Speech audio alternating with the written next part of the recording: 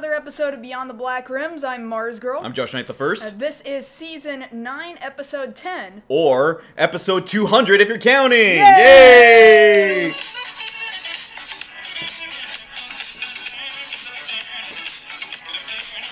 And Okay, that's enough. Let's stop that before we get that copyright claim, which is likely to come now. Thanks a lot. You gotta discuss these things with me first. Oops. You're a loose cannon, Saucedo. You can take my badge, but you can't take what burns within my soul. And what is that? Heartburn? Oh, that's not good. Italian lunch. Anyway, also, yes. I hope you all had a very good Christmas, holidays, Yes. whatever holidays you've been celebrating. New Year's is just a few days away. It's so good to see you guys, and I'm so glad to see you out here with us. Man, I am blurry in comparison to you. This is so weird. Can I get it to, like... Woo, that's better. Alright, you got it. Yay. Now you're in HD. Yeah. Welcome to the future. Welcome to 720p. Yeah. I love 720p. That's my favorite P. At Mars Girl, talk to her if you have any complaints about what she's saying tonight. Soundboard, thank you for that sub. Really appreciate it. Anyway, I think it's gonna be a good evening. This is wrapping up to be pretty decent year all around, at least as far as nerd stuff is yes, concerned. It's been a very good year for nerds. We got a lot of stuff to cover. A lot of it we'll talk about tonight. Some of that blends over into Christmas. You got all nerd stuff from me. Yeah, some of it, the majority of it was just kind of replacement stuff. But it was important stuff. It was important stuff. For example, I think I've got somewhere right around here. If you look over by your foot, that's one example of one of the things you got me right there. A whole bunch of the Sakura Taisen manga. These are old, mind you. Yes. But they're things that I used to have and no longer had anymore because we needed to make sure that we could keep living. But these are cheap now. It's amazing that stuff that I spent so much money on back in the day is now so very, very cheap, but it's fantastic to replace. Also down there somewhere, don't have to go dig around for it, is the Tenchi Universe DVD box set, which I thank you so much for. It's so super sweet of you. Well, I know Tenchi's very important, and plus the thin pack is so incredibly affordable. It was $20 on Amazon. Yeah, yeah. And that was like without a discount or anything. It was just like that. That's amazing. So like not to be like because I spent a lot of money back in the day. Well, yeah, but you think about it, you know, it takes up so much space on your shelves, and now it's just. It used to take up so much space. These box sets, you know, used to be like this big. Well, because it was huge. What, 6 discs before, 5 discs? 6? Oh, so it doesn't even matter. It's like even if it was only 4 discs, you know, the boxes were the big old thick DVD cases, and now they went down to the slim little jewel cases. Eventually, they went down to that. But then after that, they compressed it even further and just put it all in one box and put all the discs in there in the one box, so it's even cheaper now. Like the other thing, I was looking at stuff because Amazon's got some sort of weird deal, part of which I'll talk about in the follow-ups. But I was seeing another one in the classic series, Outlaw Star. All of Outlaw Star is only $20 right now. Wow. Over there. So if you guys like Outlaw Star, don't have it in your collection, you can pick that up today. Right. That one I don't think I have, because I have most of the stuff they had on Toonami back in the early 2000s. That's most of my collection. I don't have Outlaw Star. Oh, no kidding. So that one I'm on the fence. I might go for that. Yeah, for sure. Past that, yeah, the new year is coming up. I don't know what you guys are going to be doing. I think there's a possibility that we're going to be hanging out with other nerds who are also cosplaying for New Year's. Would be nice. It's a possibility. We're going to try and get down there to that. We saw Mary Poppins Returns this past week. No, we saw Sherry Bobbins Returns. Sure, Sherry Bobbins Returns. It was a movie. It was a movie. I grew up a musical theater kid. I really liked just Mary Poppins as a kid growing up. Everything's pretty okay, and that's about as much as you can say about it. You know, like it's not. Like, don't get me wrong, I love Emily Blunt as an actress. You know, she's great in a lot of things she does, but she's no Julie Andrews. Nobody's going to be Julie Andrews. No one ever will be, yeah. And I know Julie Andrews said herself, well, I don't want to outshine anybody, so I don't want to be in this movie. She would have if she had shown up. She would have, for sure. Yeah, you know, so don't want to step on any toes. Definitely. So that's a thing. Like, that's a lot of the stuff we'll cover tonight, is that we had a big year for movies, big year for games, all of these other things, but we have next year to look forward to. This is our last show of the year. Yep. This is a pretty big event. I wish we were doing something even bigger for it, being the last... Toast?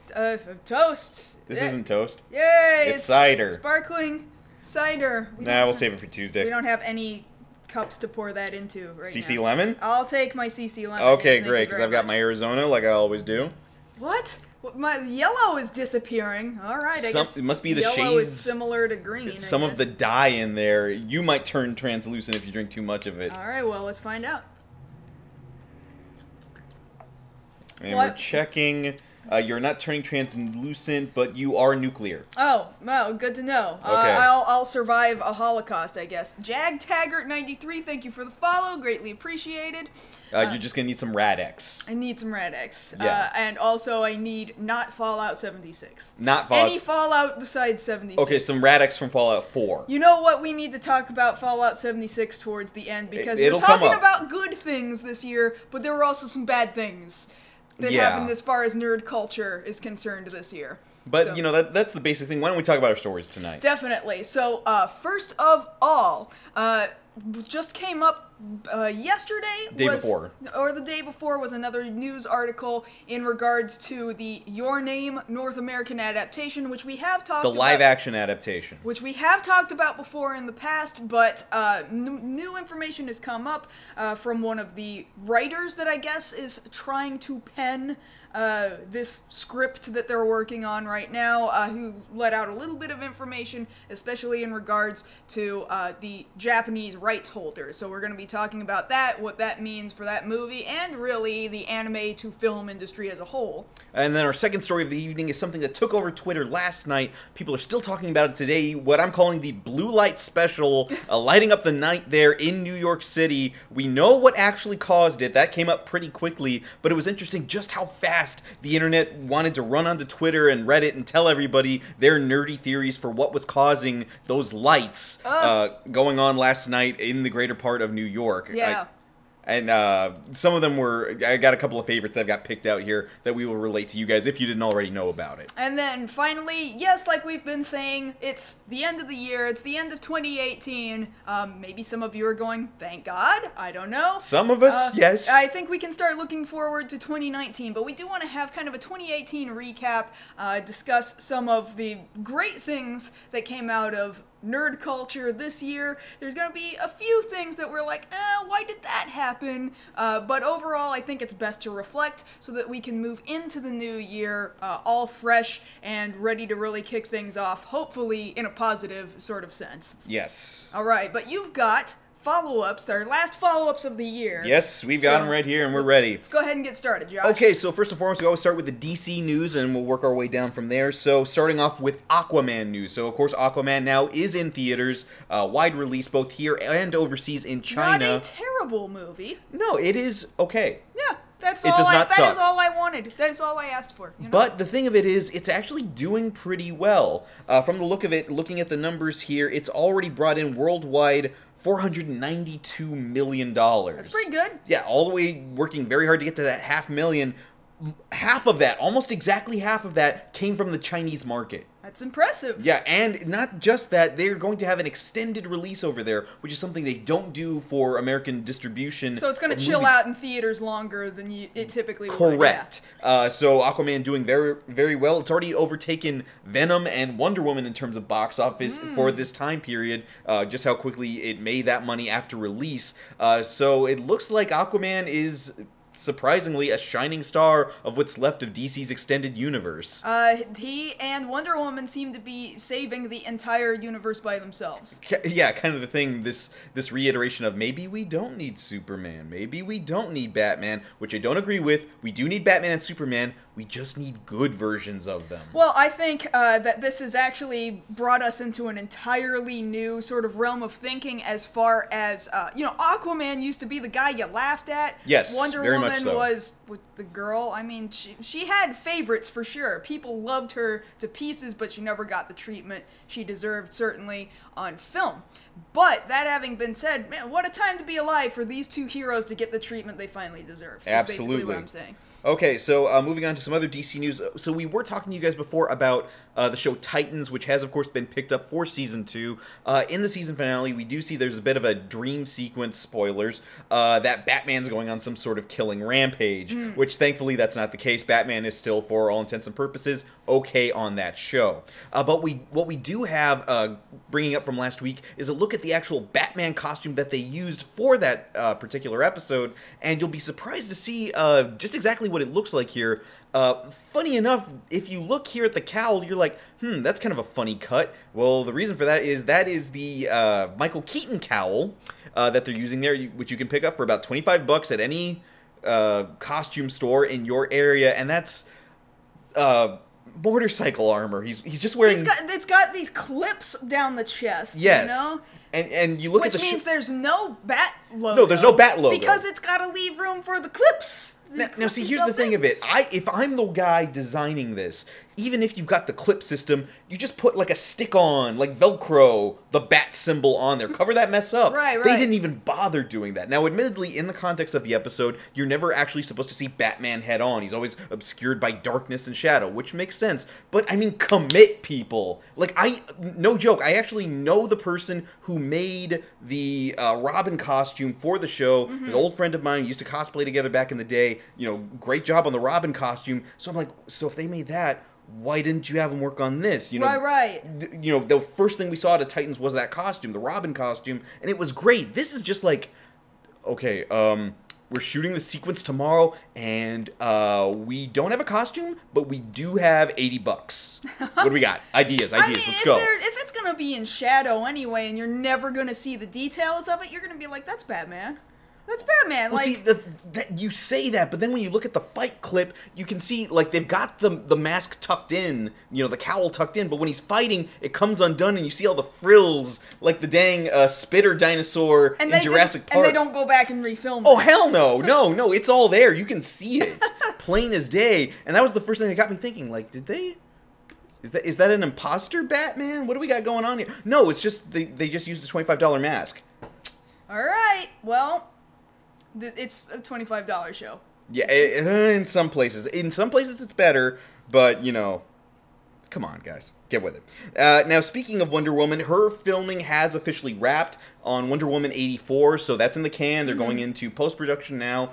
We have that to look forward to in 2019, so definitely looking forward to that. Let's go ahead and move on to Marvel news. Now, we do spoil some things on the show, but a lot of times when we can, we like to warn you guys about things. Sure. So one of the things that we do talk about a lot is Lego spoilers. One thing that happens a lot with movies is they have tie-ins with Lego sets, and we saw this was the case with Infinity War, where Lego will release the names of sets, which spoil things for what happens in the movie. Are you about to say what the names of these things are? I'm going to say what movies they spoil. I'm not going to say what the spoilers are. Okay. So two in particular is Avengers Endgame and Spider-Man Far From Home. So if you guys are out looking for information on the internet and don't want to get spoiled, be careful if you see those words paired together. Lego plus Endgame or Lego plus Far From Home. Those sets do reveal villains and names of locations and things that are going to happen. So be aware of that. I'm not going to tell you this time. It's it's definitely something that's common. This is not new for them to do this. It's a little frustrating, but at the same time, the toy companies do have to get ahead of the movies. Yes. Or else nobody's gonna know, hey, I can go out and buy that thing I saw in the movie right now. Yeah, or some people are still really sticklers, in the era we live in, it's very easy to have just information thrown at you that you didn't want right away. Like, no, I want some surprises when I go in the theater. This is one of those things, especially, I will say that much, the Homecoming I think, for my money, gives you more information than you might want to know. So be careful of that. Yeah, don't tell me about it. Okay, so we're going to end that there. We're going to move over to some Star Wars news. Cool. So this is an update about the filming of the series The Mandalorian, which we now know is starring Pedro Pascal. You saw him in Narcos. Now he's going to be the lead there in The Mandalorian. But you over here, you're losing your stuff because your boyfriend's in this movie. My boyfriend, the robot, IG-88. Like he looks exactly like the same. I mean, that's IG-88. I mean, that's him. There's nothing new, like, yay, he's looking so cool. Like, that's You're just happy him. he's in it. I am, and he's going to actually do things. Yes. And that is exciting to me. Because he is the bounty hunter we deserved to raise on a pedestal. Okay, but why? You need to go read the novels, go into the expanded universe, and just start reading, because IG-88 is a far better bounty hunter than Boba Fett. Well, thankfully we know that it's just The Mandalorian. It's not Boba Fett, so we don't have to worry about that. We don't have to worry about Boba Fett. Right, exactly, which is why we're focusing on IG-88. Well, it's not his series, it's The Mandalorian. It's not his series. It is IG-88's series, I promise you. Okay, so moving on to some other video game news here. So Monster Hunter, that movie in particular, that adaptation starring Mila Jovovich, has also finished filming. No. So they've got a lot of time to go. It's actually coming, isn't it? It's like they're movie going to give it to us. Exists. So now that they're in post, it's only a matter of time now before we get that first look.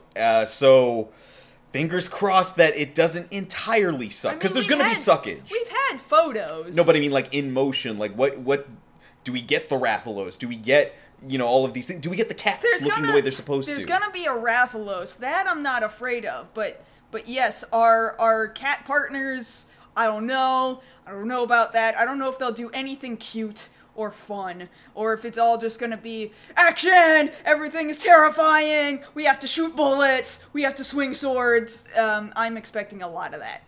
A lot of that. Okay, so we got that to look forward to. Moving on to some other news here related to Pokemon.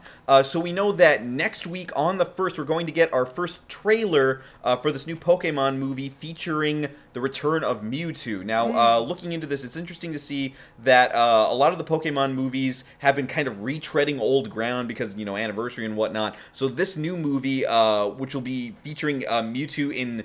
from what I'm understanding, complete CG this time. I don't know how I feel about that. Yeah, fans are kind of on the fence about that, but we will get our first look at that next Tuesday. The movie will come out in July. No word yet on when that's actually coming out over here, right. But at least in Japan, they're getting it in July. More trailers will be coming out after the fact, but our first look will be next Tuesday. Awesome.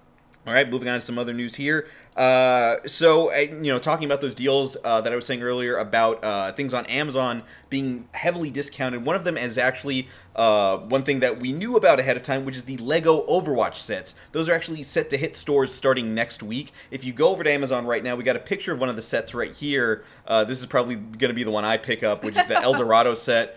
Comes with McCree, Reaper, and Soldier 76. That's adorable. All the sets right now, if you can get them, if the deal's still up, because I know it's going quick, it's 30% off on all the sets. Wow, that's impressive. So you can get in on those right now. There's this set. There's the Reinhardt Diva set. Most of your favorite characters have been represented. There will be more coming out later, but that's 30% off right now over on Amazon. Go check that out. I want it. Okay. Like, my dream is, I'll probably have to go to a Lego store to do this, is I want to rebuild King's Row and take up the living room like some people do with model train sets. We've only got an apartment so big, though. No, see, like, what we do is we set it up, we film stop-motion stuff, and then for no reason at all, Siren wrecks it.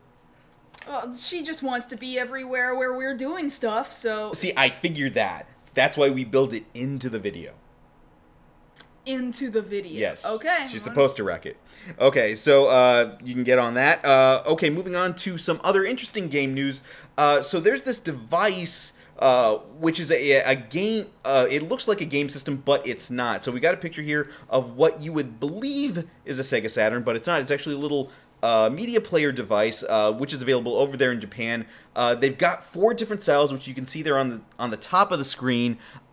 Modeled after the different versions of the Sega Saturn, and as such, they come preloaded with 4 songs. Only 4? well, 4 songs, and then you can put your own on there. Man, you said there was a bunch of songs when we No, pressed for just the show. 4. Just 4. Oh, well, I don't care. Well, anyway, go ahead. You do care Tell about me- some of these songs. Tell me the songs. The Sakura Tyson opening theme. I do care about that song. Game Start from Virtua Fighter. I somewhat care. Nights, or Dream from Nights into Dreams. Yes, I do care about that song. And Supersonic Racing from Sonic R. Now, the thing is, I have YouTube. Yes. And I can just get... Those are really the only 4 songs they're putting on? From what I read up on this thing, that's it. I mean, it's a cool-looking device and all, but... Now, if you could spare it, would you get it? I mean, if I didn't have to worry about spending money, yes, I would have it to look at it. But you would get it, though. I guess so. Like, who wouldn't take stuff if it was just given to you? That, like, defeats the whole purpose. Okay. But yeah, that's the thing you can buy. There's only 500 copies of each individual one available. They're kind of pricey, $404 a pop. No! See, now it's definitely not worth it. No. Because... See, this is why I waited to tell you how much it was. Because you can get a garbage PlayStation Classic for only, like, I think it's down to $50 or something like that 60, now. 50, somewhere around there. And it is bigger than that, and it is not $400, and But it at least plays video games, albeit badly. Yeah, I was about to say. So, no, you can do it cheaper. No, I'm sorry. No. Okay, moving on to our Tokusatsu corner. So we talked to you guys before about the newest Sentai, which is coming out this coming year, which is Ryu Soldier. So that's going to be the official romanization. It's going to be Ryu, like Dragon, R-Y-U, and then Soul, like, you know, everybody has a soul, and then Jur. This is apparently the official romanization. Like soldier, a soldier. Well, pronounced like soldier, but Ryu Soul, well, all together, Ryu Soldier. Yeah, Ryu Soldier. Well, not Like Ryu Soldier, Ryu Soldier. Whatever. Yes, that's Dragon Soul. Jur. So you really didn't jump all the way to the Dragon Ball, Dragon Soul. Well, somebody was going to. I'm sure you always use the excuse to go to Dragon Soul. I do. And I had to be the one to do it. I just want. And I'm proud of you. Okay, thank you. So that is another series that we have to look forward to coming up next year. Along with that was the announcement over from Toei of a stage play. Now, for one, Toei doesn't normally do stage plays for their shows. I mean, yeah, you can go to Tokyo Dome City and see some suit actors do some jumping around for like 20 minutes, which is fine, but no, this is an actual honest-to-goodness stage play from one of their older properties, from Kamen Rider Gaim, specifically the character of Kamen Rider Zangetsu, who was one of the main characters there, played by Yuki Kubota, who will be returning to the play to go ahead and reprise his role. The main series writer, Gen Urabuchi, is supervising on the script, so a lot of the writers and producers are coming over to check this out. It's going to go up in March over in Tokyo. No word yet on what the plot is, but I think this is really interesting that they're deciding to do this. Okay. Because, you know, it's an anniversary year. Most of the focus has been on Geo and the movie that just came out this past weekend, which is the last follow-up that we've got here. It opened in 3rd place this previous weekend, which is the 2nd highest opening for a Kamen Rider movie in this era. That is very impressive. So that shows that a lot of people were very interested. Again, we had a lot of reports of parents bringing their kids, because if you started as a kid watching, like, say, Kuga, now you're more than likely an adult with a family, so you want to bring other people in. You know, this is a generational thing. And mind you, this era is ending, you know. Yes. The Heisei era. The Emperor is leaving. Stepping down. He's stepping down. He's going to give the position of Emperor over to his son, his firstborn. So they're going to have an entirely new Emperor, which means they are going to name an entirely new era. They have not announced what they're naming this new era yet, so we don't know what came after Showa, Heisei. We don't know what the next era is called yet, but because the era is ending, of course a ton of people are going to go see the last movie to mark the end of an era. Yes. Of course they are. But of course, again, we did cover that last week, that part of the reason that people are coming out to this is not just the love of Kamen Rider, but also the special guest appearance of Takeru Sato, who played Kamen Rider Den-O back in 2007. He has come back for this in a surprise cameo, which apparently they had covered up. They didn't even tell some of the staff he was going to be there. That's impressive. Like, they went above and beyond the Call of Duty, which is something they don't normally do for a show and a movie series where usually they tell you a month and a half in advance what's going to happen. Right. No, they kept this under tight wraps to make sure this was something that was specifically for the audiences who came to see this movie. Like, hey, we got something for you. So hopefully we'll get to see more of that in the coming year, but that's all our follow-ups. Let's actually get into our first story. Okay, cool. So, let me bring up, so, Your Name, fantastic movie. Brilliant movie. Loved it. Came out, how much, 2 years ago at this point, At this point, yeah. Just, if you haven't seen it, go see it, because Makoto Shinkai. Makoto Shinkai, who directed other movies such as 5 centimeters per second. Voices of a Different Star. Of a Distant Star. Distant Star, yes. Just a fantastic animator and a fantastic storyteller who's very well known for his visuals, oftentimes pulling from real-life locations, and they just look almost real despite being animated. It got so much viewership in Japan, it was insane. He had to start telling people, guys, please stop coming to my movie. All the places that he took inspiration from, all the real-world locations, got an amazing abundance of tourism. This is just how popular this movie was. The fourth highest-grossing anime movie of all time. Of all time. Of all time! All time. Did very well in North America as well. Yes, opened here, China, Hong Kong, Thailand, Taiwan, South Korea. It did bonkers numbers everywhere that it aired. Nothing but glowing reviews for this thing. I think it was you who got it for me for Christmas this past year? Last year? Last year. Yeah. So that having been said, when we learned, like, last year or earlier this year that they were talking about releasing a North American live-action adaptation of Your Name, people were concerned. Especially when it was J.J. Abrams who was handling the production on it, and so everybody immediately, myself included, jumped to Your Name. Okay, so now it's Your Lens Flare. Right, of course. You know, and we noticeably we're worried because, as you've seen over here in the States, we've kind of got this relationship with live-action adaptations of anime and them not quite working the way we want to. Now, admittedly, Alita's looking a little bit better, but we'll find out in February. I mean, it looks okay. It looks better than Ghost in the Shell. I don't know. Looks the same. Really? Oof. I mean, I didn't think Ghost in the Shell was bad. I think it was problematic.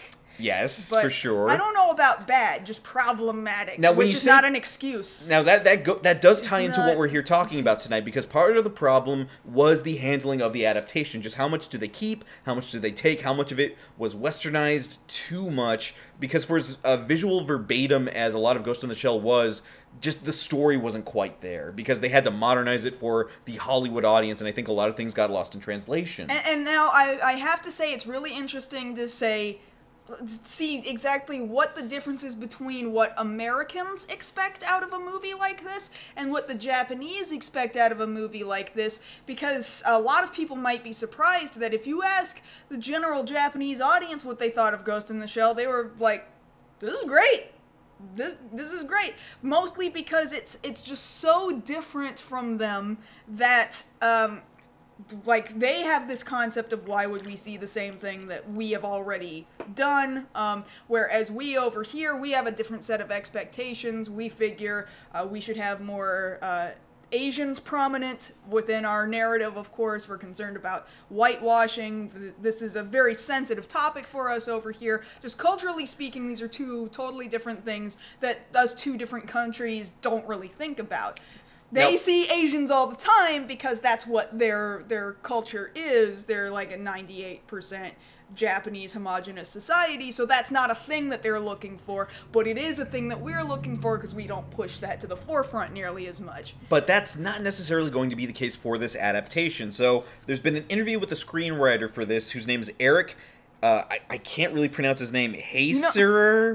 Hayserer, I believe. Which, by the way, I just want to point out, this is the American guy we have put Your Name in. So this is the guy we're talking about right now. Let me get the poster out of the way. This is the... So that's the guy right there that we have in charge of writing your name here in America. So I need to get rid of him immediately. Yeah, okay, so he's written for other movies. Arrival, which I liked most of it. Final Destination 5, that was okay.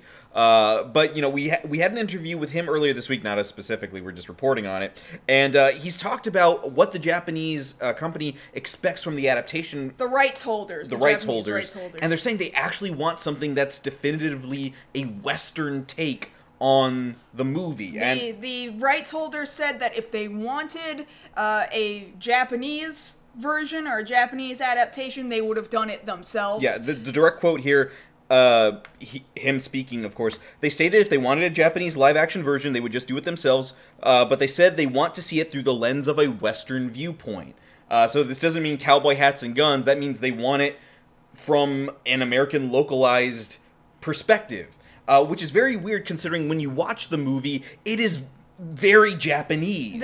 A huge plot point relies on Shinto, the very traditional Japanese religion that everybody grows up in, everybody grows up knowing it. It's has a great deal to do with the earth and ancestry and many, many gods of many different anything you can possibly think of, there's a god for it. That is not a thing that is common here. I've only ever seen a couple of Shinto shrines, even in the United States. I've only ever visited one, ever, up way the hell off in the mountains in Washington State. And there's like that guy who runs that shrine, I want to say is the only white man who has been officially ordained as a Shinto. He operates that shrine. So that's not a common thing here. Now, here's the thing I was actually thinking about going over that. So based off the way that the movie works and the location work, because location is huge for this movie, because part of it is the thing that our two main characters that we see here are very much separated by many things, but one of them being location. One lives in the city, one lives in this small town surrounded by mountains and woods and things like that. Because of that, would they have to set the movie there to kind of... Like in Washington? To kind of parlay, all right, how are we going to shift this over here with as little takeaway as possible, but still kind of get the feel of it? Okay, well, here's my concern. If you put it in Washington, you start to lean in kind of towards Twilight territory. I would think you would want to distance it as much as you can from something else like Twilight. That's some other kind of supernatural stuff that people like to make fun of. But it did bonkers numbers, so... Well, I mean, there are supernatural elements to the movie. Oh, yeah, absolutely. I think you could put it any other really country bumpkin location. You could make it backwoodsy. You could put them in Oregon. You could put them in Wyoming. You put them in someplace where people don't live. Nobody lives in Wyoming. That's because Wyoming doesn't exist. But the point I'm trying to make is, in part of adapting a story, yeah, some of it is you need to know your audience, but part of it too is, all right, what are the core ideas, what are the core things I need to take away from the original that I can move over here? I can change names, I can kind of change locations a little bit, but the meaning behind it needs to stay the same. Right, and now... Mind you, when we go back to this quote about, the Japanese rights holders, if they wanted to make a Japanese live-action adaptation, they would have. What they want is a Western adaptation to see it through a Western lens. This is the first time I think it's been mentioned officially out loud. However, I don't think it's the first time that Japanese rights holders have ever thought this. And I say this because every time we get a live-action adaptation, I mean, obviously, they had to buy the rights from a Japanese rights holder, and the Japanese rights holders had to be like, this sounds like a good idea. They had to really believe this was a good idea. And mind you, Hollywood is huge. It's not just huge in the United States. The whole... You just said earlier about Aquaman doing banging numbers in China. Yes. Hollywood is... the number one, like, if you're thinking films, if you're thinking you want to make it big, you think, I want to make a movie that's big in Hollywood. I want to make a movie that the entire world is going to see because it's a Hollywood movie. Whether that's a correct assumption to do or not, that is obviously up to interpretation and your own opinion, of course, because Hollywood, I think we can all agree in some ways, is out of touch.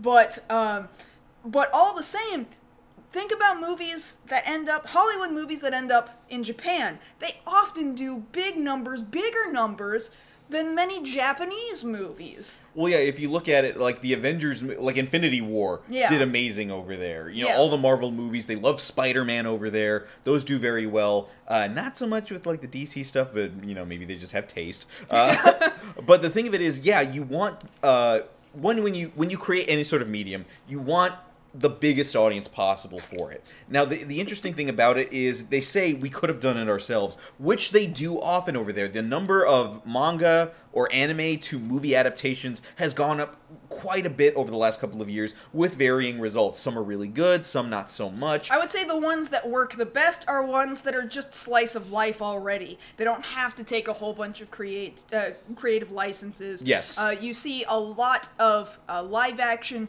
television adaptations. Yes. Those oftentimes end up pretty alright. They're not trying to do super huge budgeted stuff. Now, at the core of Your Name, you know, it's about a coming-of-age story. It's, you know, kind of a love story, but it is still, once you actually get into the meat of the story, it's kind of high concept about the body swapping and what actually the two characters are trying to prevent from happening. In trying to sell that to a North American audience, I don't know how well that's going to work, because we've had movies that have tried to do that over the last, I don't know, 3 years, just in recent memory, where they didn't work out so well. Sure. These high concept sort of things. There was one movie, God, I can't even, it was so bad I can't remember the name. It was a boy who was born in space. They bring him back to Earth, and he can't handle the gravity, but he likes a girl here, and then it just doesn't work out. I don't know what you're talking about. Somebody might know what I'm talking about. This was a movie that came out within the last 2 years. It didn't do very well. You know, it's supposed to be this, you know, love story, star-crossed lover sort of thing. It didn't work out. Like, the stuff didn't work. Like, you have to know how to sell it to your audience, especially now, because this isn't just any sort of anime movie. Like, this is getting up to Miyazaki level of, you know, people know what this thing notoriety is. Of notoriety. Because you know it's good when people who don't like anime, you know, normies, when people who don't like anime are like, oh yeah, I heard about that, that was good. Yeah, that was real, you know, you put it up there with Cowboy Bebop, something that transcends the genre. Sure. Like, hey, I know you don't like this, but let me sit you down and watch this. They watch it, and they're like, oh wow, man, like, I cried. I didn't know it could do this. You know, that's the kind of thing, that's the kind of story that can get people into it. Right. But then, when you do that, you've created another fan that's like, okay, here's the bar that they set, a high bar. Now you gotta jump over it. Well, okay, how about this, though? Why don't we compare it to, take, for example, Perfect Blue? That movie is what did it for me back before I decided I was a fan of anime at all. I was just handed a whole bunch of DVDs, and one of those DVDs... That's what made you a convert. Yeah, that's what... And one of them was Perfect Blue. I watched Perfect Blue. I was like, I can't even believe this is animated. I forgot it was animated. This is an amazing movie. We never got a Perfect Blue North American live-action movie, but we got something very similar in Black Swan. Super similar. There was a lot of visuals that were taken from that almost directly. In fact, he said, yeah, yes. he did say that. Aronofsky said that. That and Inception was borrowed from Paprika. But that's all Satoshi Kon. Yeah, Satoshi Kon was highly influential on a number of directors these past few years. So obviously, directors are seeing something in Japan that is very relatable. How do we do this when those two movies are not adaptations of those original films, but clearly they say something. Well, something about it too, and you know, I'll leave it on this so we can get to the next story, is this thing that part of the beauty of the movie isn't just the music. The music is great. It's very good. The soundtrack and the score both put together. Not just the story, and it is a very touching, you know, young love stories and all that put together, you know, the friendships, everybody around them trying to figure out, hey, you're acting a little different today. You know, it's a lot of warmth and heart there, but the scenery, the visual look of it, because it's animated, the color palette, you know, the way the colors are vibrant, they pop, and the lighting, like, that stuff I think you can only get for certain when you're drawing it and you have that much control over it. Because if you try to do a lot of that in post with stuff you have just out in nature, it's harder, I think. You know, so I don't know how that's going to come across, or if that just completely gets ditched. It's possible. And that worries me, because that's something I really like about the movie. Now I'm just sitting here thinking about it. That is an aspect I hadn't thought about yet. Yeah, because the thing is, you're jumping from the animated medium to a live action medium. You got to think about how certain things come over, because a drawn, even if it's done on a computer, a drawn lens flare doesn't have the same effect as a lens flare was put there to interact with us in the physical plane, and one is more annoying than the other.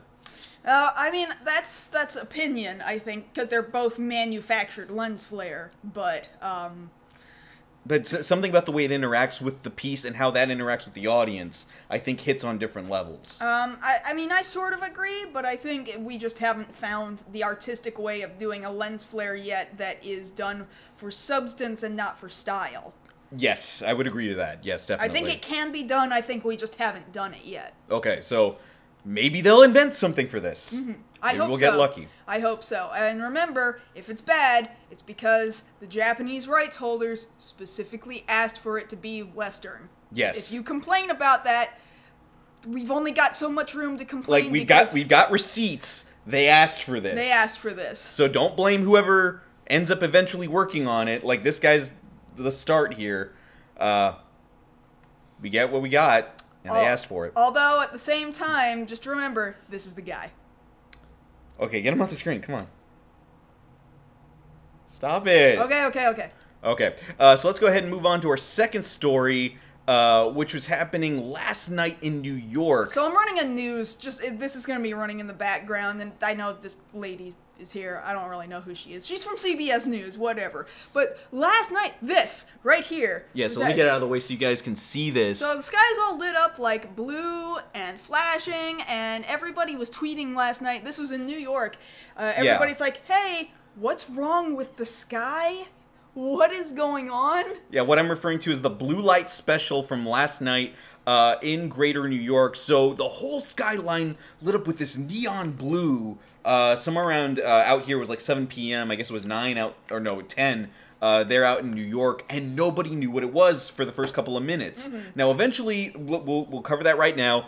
Con Edison, who provides power out there, did say that this was at one of their plants. It was an exploded transformer, which lit up the night sky there. But very quickly, Reddit, the internet at large, Twitter, very quickly threw out some theories for what this could be, and the nerd outpouring warmed my heart. Because the amount of people who immediately jumped to, is it aliens? Immediately. Aliens. Like, I saw Independence Day, it's the same color. Well, mess your hair up a little bit. No, squint. Too much. Smile a little. That's better. Okay. Okay. We're good. All right, we're good. So, like, it's the same color as the glow of the city destroyers from Independence Day. Like, people tweeting that picture out. Apparently, LaGuardia Airport, as you can see, there had to be shut down. They were completely without power. Mm-hmm. Eventually, they did get it back, so, good for them. Yeah. But some of the other theories they were throwing out there was, of course, aliens, specifically, like, man, they're really starting the marketing for this next Godzilla movie early.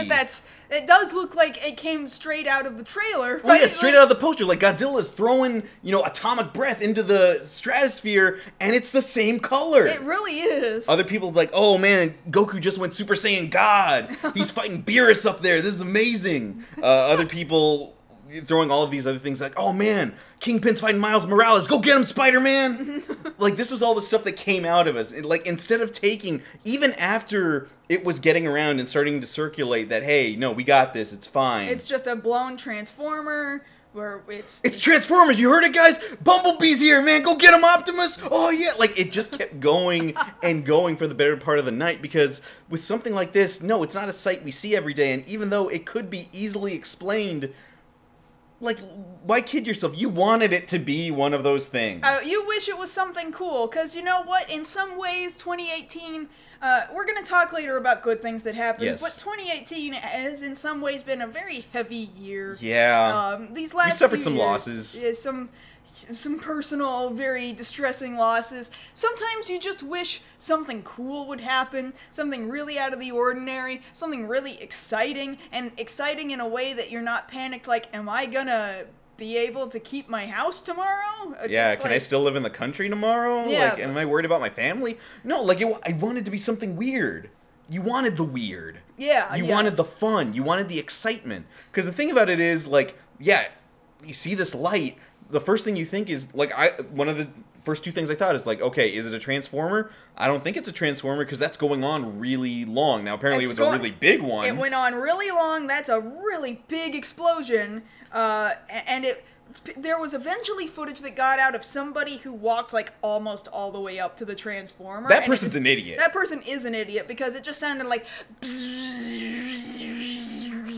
Because it was more than just an explosion. It wasn't a fire. It was just electricity having no place to go. Just escaping out into the ether, and you're there like, oh man. I'm gonna walk up to it. No, you don't walk up to it. Like, if you see a fuse leading up closer and closer to a fireworks factory, you don't get closer, you back up. You go ahead and pull your camera out, but back up. Because what's about to happen next, you don't want to be right next to. The result might shock you. Oh, jeez.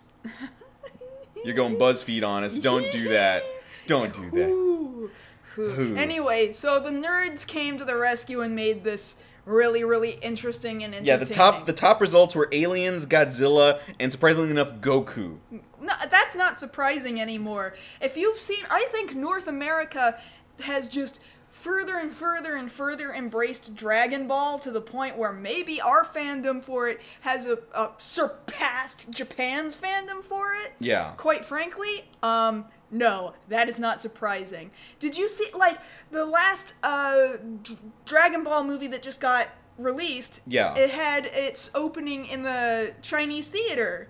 It had... Yes. Yeah, it had its red carpet event at the Chinese theater. Not surprised. I am not surprised that people are saying, "Oh, it's Goku! He went God form, God Super Saiyan." Whatever he's doing. And it's the these thing days. about it. You've been tweeting quite a bit about this concept of the Spider Sona after Into the Spider-Verse came out, and it's all over my timeline it's exploded. too. Absolutely. But insane. literally, people are like, "No, this is the collider exploding. This is Kingpin," and like and this is where my Spider Sona came out. Yeah, like some people wanted to do that. Like, I'm totally writing this in right now. Like, hold on. Okay, all right. So, and then I conned this on the spider came out of the wreckage, and then it bit me, and then I was a Spider-Man person, Spider dude, a Spider-Man person. But I mean, Spider-Man person dude. It helps that it was in fact in New York. Yes. So that just lends. And then, credence. cinematically speaking, New York's been through enough. I mean, all the things. I know. Zombie outbreaks, plagues, Arnold Schwarzenegger on more than one occasion. Like, it happens all in New York. We always trash that city and LA. We happen to be in the other city that gets trashed. Yeah. So, we're just lucky it hasn't been the earthquake yet. Yeah. They keep making movies about it. Movies. We haven't gotten the real one. And see, yet. on top of that, again, New York having been through enough, wasn't it nice that something weird happened and nobody got hurt? That is super weird that nobody got hurt. But isn't it super great? Yes. Yes, like this is the greatest non-nerd, nerdy news I could have possibly asked for, is that it was weird, everybody was talking about it, and the nerds made it exciting and nobody got hurt. Yeah. That is awesome. Yeah, it's super safe. Nobody got hurt. Everybody... This is the first time I can say after an explosion, everybody had fun. No injuries. Some people were inconvenienced, of course. I mean, LaGuardia Airport, for example, without power for a while. But on the plus side, nobody had to look at LaGuardia Airport, so that's a positive thing. That's true. So yeah, this is just an interesting thing that happened last night, and just a nice way to see, like, in this world now, it was a commonplace thing for people to be like, I bet you it was Godzilla. That's what it was. It's that movie. That's got to be what it is. It was Goku. It was the aliens. Like, it's fine. Spider-Man. It was Spider-Man. Like, those were the first responses, not... I'm glad. Not, oh, was anybody hurt? Like, John Mulaney, the voice of Spider-Ham, he's there on Twitter tweeting, I would also like to find out what happened. And people are like, Spider-Ham's talking about it, it's real! It was Kingpin! So that's what happened last night. Cool, I'm glad we had this discussion. Yes. Alright, so let's get that out of here. And we draw... Try and get us back at the... There. I'm focused. I'm focused. But we're also focused on this past year. This is just the date. 01. 018. Oh, it was the year. It's it's the year. Do you like my graphic that I totally didn't just rip off of Google image search? Yeah, put up the other guy who was smiling. Let him smile for me. Mr. Eric over here? Yeah. Oh, wait. You know what? It's don't worry about it. It's not worth it. It's not worth it. It's fine. So yeah, this was a big year for nerd stuff. Of course, we didn't get to cover a lot of it because we were doing things. We were making sure we got in this place so that we could provide our show to you again better than we could when we were at our last place. Yes. But we're doing great now. That is one good positive thing about 2018. We ended up here. We're doing well here. We can do our show for you here. Yes. We've got good, fast quality internet over here, and I'm not concerned about anything dropping out, which was my biggest concern from earlier this year. Yes. Was that I thought, oh man, if we try to do our show, the show's just going to drop out because we don't have quality internet over here. Not even a problem anymore. So glad to be back with you. I'm looking forward to doing more of that with you guys next year. I imagine we're going to do a show immediately next week, too. Yeah, because we're still going. We're not taking a break. It's not like New Year's falls on a Friday. No. So we're good. Won't stop. Can't stop. Nah.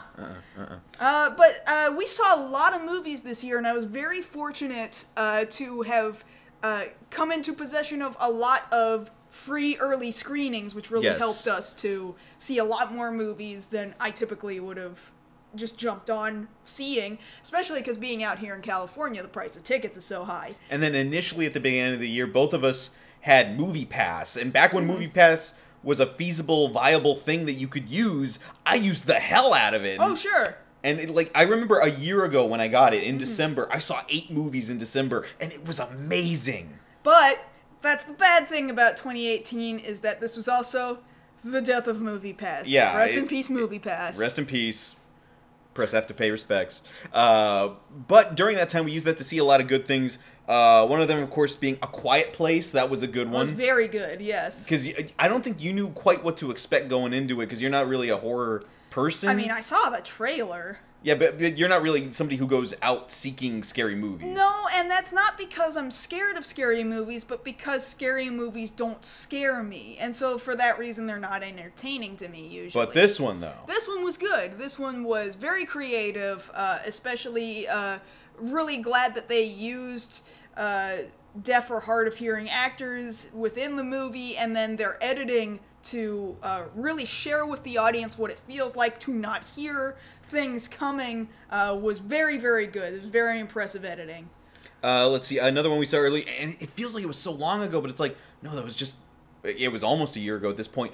Friggin' Black Panther, $1 billion box office, like, I don't know. What like, a great year for superheroes that representation with superheroes that you weren't expecting to go big, you know? Because like we knew it was going to be something, but we didn't know it was going to be something else. Sure. Because like admittedly, we go see it, and it's it's a mixed audience out here. You know, everybody there is into it. You know, we care about these characters we didn't think we were going to care about. Like I go in knowing the history of the character Man-Ape, but I go in there and I'm like, man, M'Baku's a bro. Like, I'm down with M'Baku. And, like, seeing the Dora Milaje there, everything was great about it. That carrying over, of course, to more recent things with Spider-Man Into the Spider-Verse. We reported on that way back when they first announced it. And we're like, are they really going to do this animated? Really? The guys who did Lego Movie? That, and I was always concerned, like, because it's animated, it's not going to get the attention it deserves. And then it turned out everybody is talking about Into the Spider-Verse. Still 100% on Rotten Tomatoes right now. It's amazing. If you haven't seen it yet, you really need to because it's friggin' amazing. Yeah, and there's a reason for it. It's not just, oh, it's Spider-Man. No, it's like, it's that message that the movie gets across. Anybody can wear the mask. You can be Spider-Man. You know, it's empowering people. Which is how we got Spider-Sonas this year. Which is how we got Spider-Sonas, exactly. But we got to remember, for all the good things that Spider-Man got, we got that. We got the PS4 game, which is something, you know, I just finished this weekend because I'd been putting it off for so long, and I was finally like, no, I'm ready to get myself in the heart. Let's do this. It gets you in the heart. Yeah, it does. And still, again, Yuri... I was doing it in my live stream, and I was crying in my live stream. Yuri Lowenthal was robbed at the Game Awards, as far as I'm concerned. Now, mind you, this year's Game Awards, because that's another thing that happened this year, as it does every year, the Game Awards, not a terrible presentation this year, but mind you, as usual, as with any award ceremony, money is involved, and because money is involved, you kind of already know who's going to win, who's not going to win.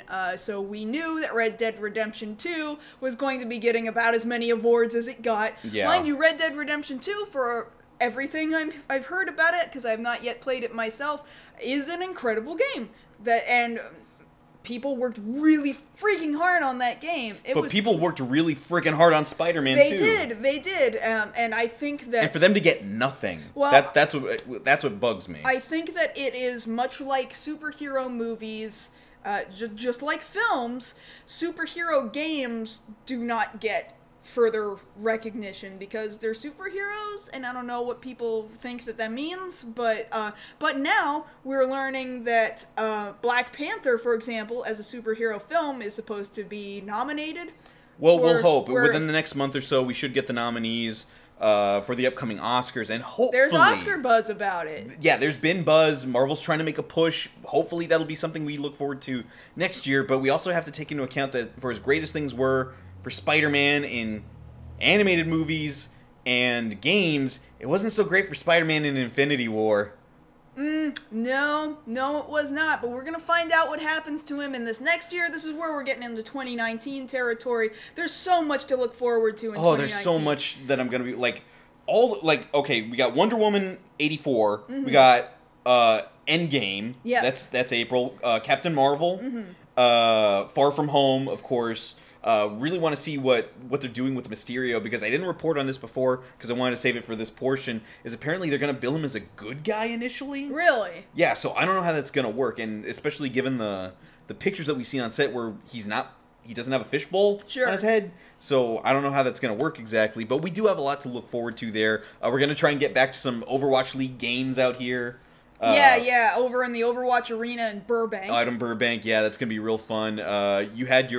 That was something we did this year. We went out there, and you had your More Women poster. Yeah. That got around on Twitter. And that got around pretty big on Twitter, and about a month or so later, they finally put a Zarya female player into the roster for the, it was the Dragons? I believe it was, Shanghai Dragons. The Shanghai Dragons got Geguri, as the Korean Zarya main The one player. that they kept getting after, like, no, she's cheating. She's using bot. No, she's just good. Yeah, she's just good, and just live with it. But also, as far as gaming is concerned, in 2019, immediately right off the bat in January, we're getting Kingdom Hearts 3. So long as they don't delay it again, somehow it seems to actually exist. And so long as they don't delay it, I am going to request that day off of work, and I'm going to play it immediately. I'm going to live stream that thing because people... I'm probably just not going to come home because, you're just going to be in that. People have waited... I'm going to lose you to that world. People have waited half their lives for it. Literally, half their lives. If I was 15 when the first game came out. So I haven't been waiting half my life from 2 to 3, but since the start of this journey from Kingdom Hearts 1, I've waited half my life to see how this arc ends, you know? This is it for me. This is, even though I've had a really big, hard time with a lot of the way Kingdom Hearts is gone and a lot of the narrative, it still doesn't mean that there isn't something important about it to me, and so I'm gonna give it the respect that it is deserved. Yes. But, of course, that'll be next year. And that's the next time we'll talk to you guys, because that's our show. Yeah, we've run out of time here. Of course, there's so many other things we could be talking about as far as how 2018 did or did not go, how well it went, and also going into 2019, what we're expecting out of it. If you are here with us right now, thank you so much for being with us tonight for our 200th episode. That's 2 100s. 200. If you are with us, please stick around for another half an hour. We can totally continue talking about any topic you want to talk about, really, because it's the end of the year. Let's just talk about everything. Now, if you're not here with us live right now, that's okay. Thank you so much for watching over on YouTube. We really appreciate you guys watching over there, but it would be super cool if you could make it down to twitch.tv/MarsGirl on Friday nights at 7 p.m. Pacific. That way you can come and hang out with us, you can talk to everybody else in the chat, you can talk to us in our Q&A show, because otherwise you're never going to get to see that Q&A unless you're live down here with us right now. Yes. And of course, during the week, you can always talk to us over on social media. On Twitter, I'm at JoshKnight1st. And I'm at MarsGirl. And that having been said, this is our last show for 2018. We'll see you guys again in 2019. Happy New Year! Happy New Year!